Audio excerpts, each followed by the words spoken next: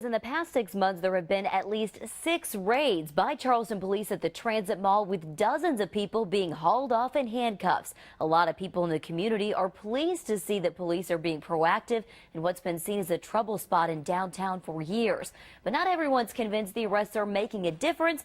The police chief, though, insists the beefed up presence and planned improvements to Slack Plaza will help. These 3 men come to the Transit Mall often, and all 3 openly admit they've been arrested here by Charleston police. They don't entirely agree with what they see as an unfair target put on Slack Plaza by police recently, but they do think this area has its fair share of problems that should be addressed. This is a good area, could be a good area. But the beefed up police presence is not stopping. The problem, you're the reason the transit won't get this bad rent. In fact, minutes after we talked with Stephen Lee, Charleston police showed up and arrested him for an outstanding felony warrant. Officers also slapped cuffs on this man for open container and public intoxication.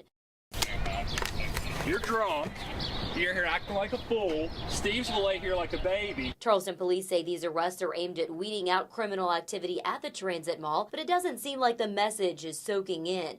Less than an hour after the intoxicated suspect was arrested, we caught him walking out of the Charleston Police Department, telling us he needed to go buy beer. If I go drink a beer around here, I'll get busted one.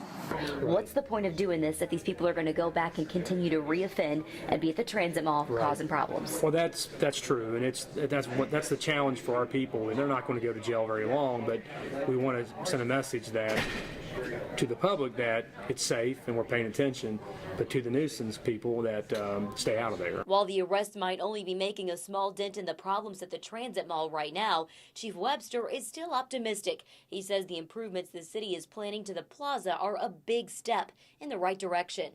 In other urban areas, you redevelop the plaza and make it more inviting to the good element, I guess you could say. We're going to see the problems go away. I think it's undeniable.